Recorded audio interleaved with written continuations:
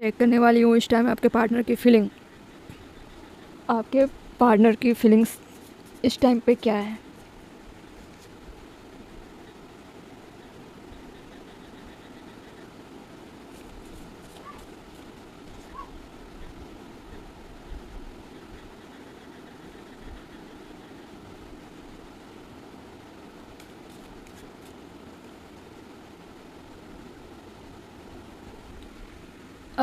देखो इस टाइम पे आपके पार्टनर की फीलिंग काफ़ी लॉस वाली दिख रही है। आपको बहुत कुछ बताना चाहते हैं, रिवील करना चाहते हैं। शायद आप इनकी बातों को ना समझो, क्योंकि पूरी तरीके से शादी, फैमिली, करियर, पैसे, highly growth, stability, foundation buildup करना चाहते हैं आपके साथ। अगर आप ऑलरेडी मैरिड हो तो कहीं ना कहीं फैमिली इशू ऑलरेडी क्रिएट हो चुकी है। प्रॉब्लम बहुत दिख रही है इनके लाइफ में।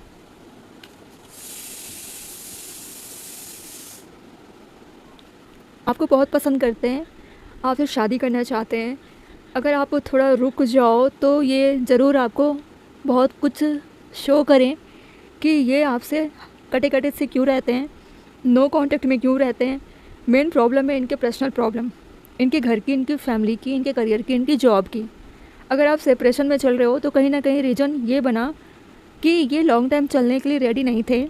अभी की सिचुएशन में करियर में स्टेबिलिटी चाहिए, लेकिन आपका साथ, सपोर्ट, आपका प्यार भी चाहिए इनको। ये कहीं ना कहीं से आप पे नज़र रखते हैं, आपको मैरिज मटेरियल भी समझते हैं, बहुत फ़िदा हैं। ये समझ के चलो आप हर तरीके से एक वाइफ़, एक हस्बैंड के लायक हो, जहाँ पे ये इंसान बहुत डीप डाउन प्लानिंग करता हुआ या करती हुई दिख रही है। हो सकता है इनकी फैमिली बहुत स्ट्रिक्ट हो, अलाउ ना करती हो लव मैरिज को या फिर अपने पसंद से शादी करने को।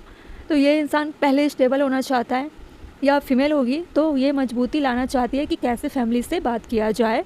और करियर भी इनकी ऐसे चल रही है जहाँ पे ये अपने रनिंग पीरियड पे चल रहे हैं, ग्रोथ नहीं है। जॉब आप कर रहे हो, दोनों प्रोफेशन सेम है, तो कहीं ना कहीं ऐसी चीज़ें जहाँ पे प्रैक्टिकल ज़्यादा हो बट इमोशनल कम हो सकता है आपका कॉम्पिटिटर हो।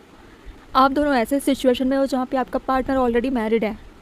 ये बहुत सारी चीज़ें आपको इनकी लाइफ की पता नहीं है। आपको इस बात का कन्फ्यूजन हमेशा बना रहता है कि क्या इस इंसान से मैं लव रिलेशनशिप रखती हूँ या रखता हूँ, तो क्या हम लॉन्ग टाइम चल पाएंगे। ये भी प्रॉब्लम बन रही है। आप खुद भी क्लियर नहीं हो पा रहे हो, और ये इंसान आपको मिक्स्ड सिग्नल दे रहा है, जहाँ पे प्यार तो है बट खुलकर कुछ बोलना नहीं है, खुलकर कुछ बात करनी नहीं है।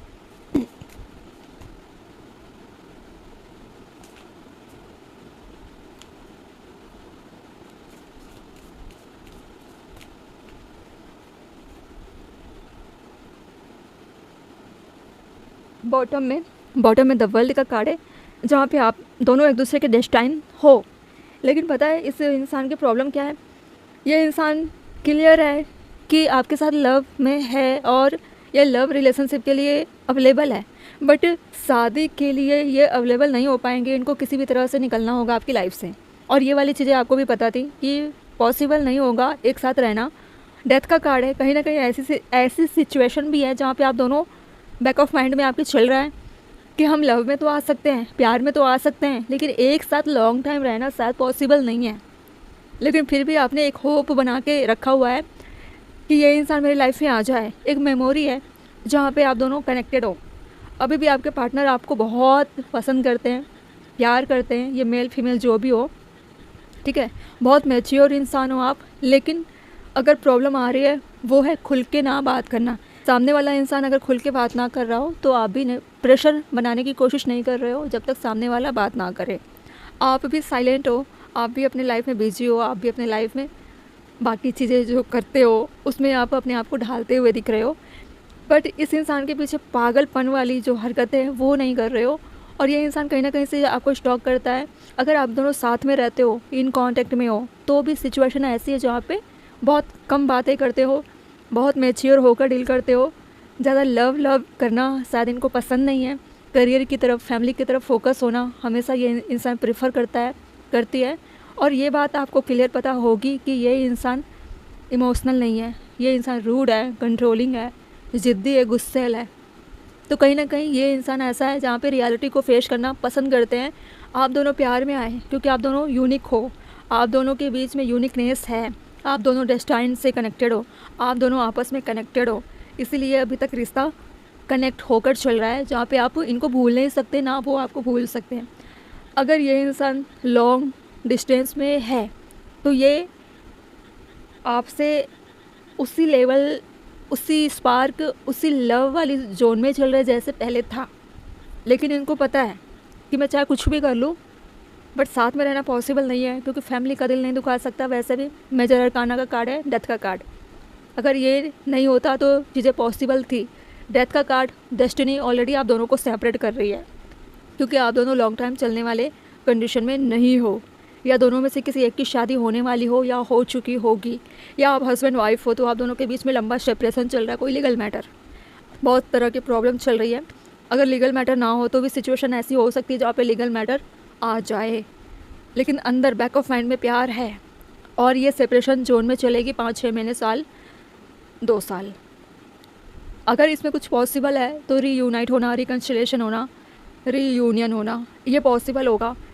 प्यार नहीं है, सिर्फ दिमाग से, ट्रेडिशन से, सोशल इमेज, स्टेटस, ये चीज़ें आ रही है आपके पार्टनर की लाइफ में आपको लेकर कि मुझे कुछ ऐसे काम नहीं करनी है जिससे इनका सोशल इमेज डाउन हो, फैमिली कुछ बोले या किसी न किसी तरह से ऑब्जेक्शन लगा दे, या फिर आपको प्रॉब्लम हो, आपकी लाइफ ख़राब हो। ये नहीं चाहते, ये चाहते आपको फ्रीडम वाली लाइफ मिले और ये भी फ्री रहे।